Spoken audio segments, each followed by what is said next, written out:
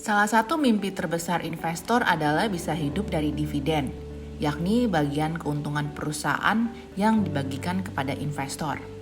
Dividen akan dibagikan sesuai jumlah lembar saham yang Anda miliki. Oleh sebab itu, saya akan bahas 3 istilah dividen yang sering diperbincangkan.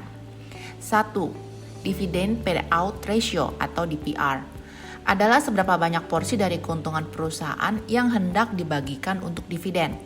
Contoh, tahun 2021, BBRI mencatatkan laba bersih 31,6 triliun dan 26,4 triliunnya akan dibagikan untuk dividen. Maka bisa kita katakan bahwa DPR BBRI adalah 83,5%. Cukup besar ya. Lalu yang kedua adalah dividen per share atau DPS. Nilai dividen per lembar saham itu sendiri. Karena dividen BBRI totalnya adalah 26,4 triliun dan jumlah saham yang beredar di pasar adalah 151 miliar lembar, maka DPS BBRI adalah 174,23 perak per lembar. Dividen yield adalah perbandingan nilai dividen perusahaan terhadap harga saham yang sedang beredar.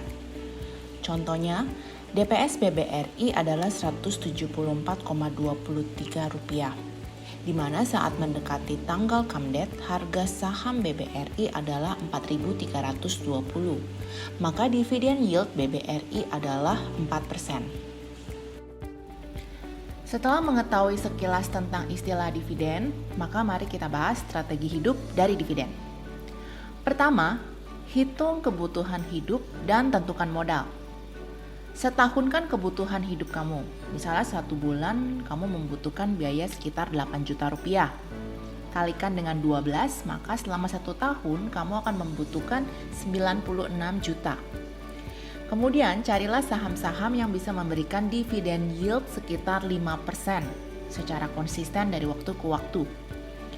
Bagi 96 juta dengan 5%, dan dapatkan hasil 1,92 miliar rupiah.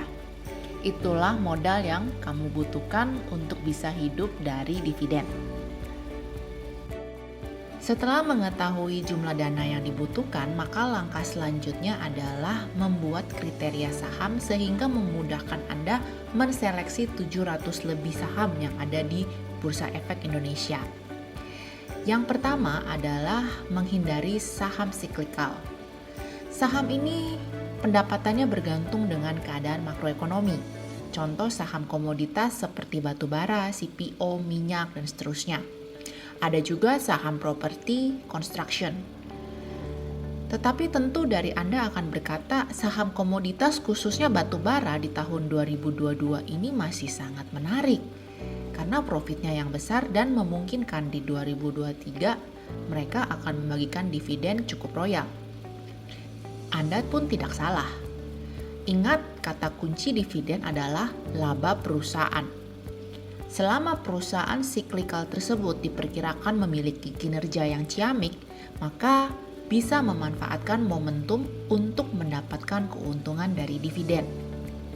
Tetapi ketika harga komoditas mulai menurun, pelemahan indikator makroekonomi, maka Anda harus berpikir 2 kali untuk tetap mempertahankan uang di saham siklikal tersebut, apalagi jika pestanya sudah usai.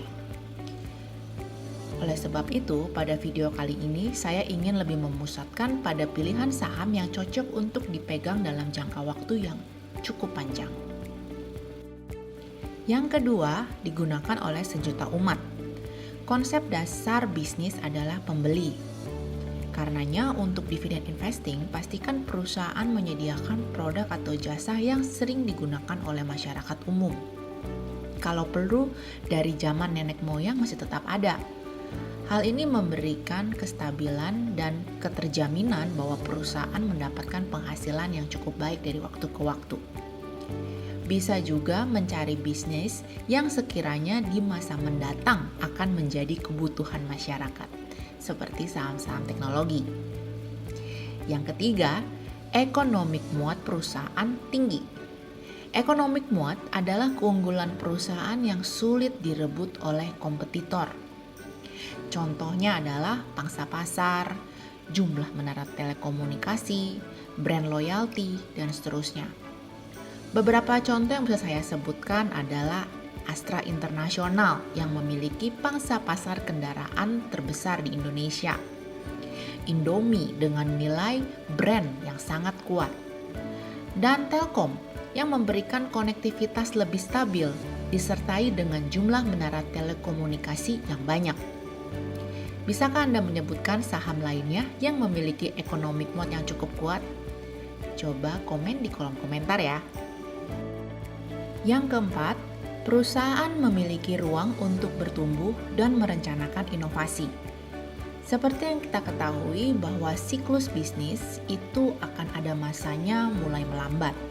Dimulai dari awalnya ide, kemudian bertumbuh, mature, dan kalau tidak ada inovasi lebih lanjut, maka perusahaan itu akan cenderung menurun karena persaingan yang semakin ketat, serta kebutuhan masyarakat yang semakin bergeser dari waktu ke waktu.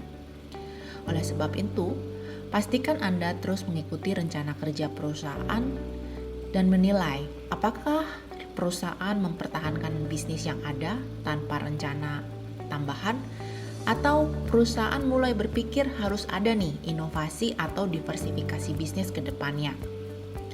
Kalau memang perusahaan tersebut melakukan diversifikasi dan inovasi, maka bisa kita pastikan perusahaan tersebut akan terus bertumbuh dari waktu ke waktu. Yang kelima, hutang perusahaan harus terjaga. Hati-hati dengan perusahaan yang membesarkan usaha dengan hutang. Salah satu indikator yang bisa kita gunakan adalah rasio debt equity atau kita kenal dengan DER. Data DER ini bisa dilihat pada kolom fundamental di setiap aplikasi sekuritas yang Anda gunakan, seperti di Stockbit, Indo Premier.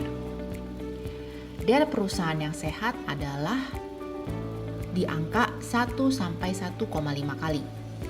Kenapa sih jangan invest di perusahaan yang DER-nya tinggi? Karena hal ini akan membebankan perusahaan. Hutang biasanya disertai dengan pembayaran bunga, yang mana akan mempengaruhi laba bersih perusahaan.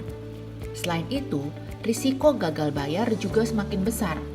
Nggak mau dong invest ke perusahaan yang sibuk bayar hutang tetapi bisnisnya malah ditinggalan. Yang keenam, rutin membagikan dividen. Minimal 3 tahun berturut-turut perusahaan membagikan dividen. Hal ini menunjukkan bahwa perusahaan mampu menghasilkan laba yang cukup konsisten dan komitmen untuk memberikan nilai lebih kepada para investornya. Itu dia 6 kriteria saham yang bisa Anda gunakan atau pertimbangkan ketika melakukan dividen investing. Jika masih bingung, maka Anda bisa melihat pada acuan IDX High Dividend, di mana datanya bisa Anda ambil di www.idx.co.id. Keenam kriteria tersebut dilakukan untuk melakukan screening. Setelah screening, maka akan ada beberapa list saham yang cocok. Selanjutnya adalah tetap analisa fundamental secara mendalam supaya Anda percaya diri sebelum melakukan pembelian. Buy what you know. Itu dia cara mempersiapkan diri agar bisa hidup dari dividen.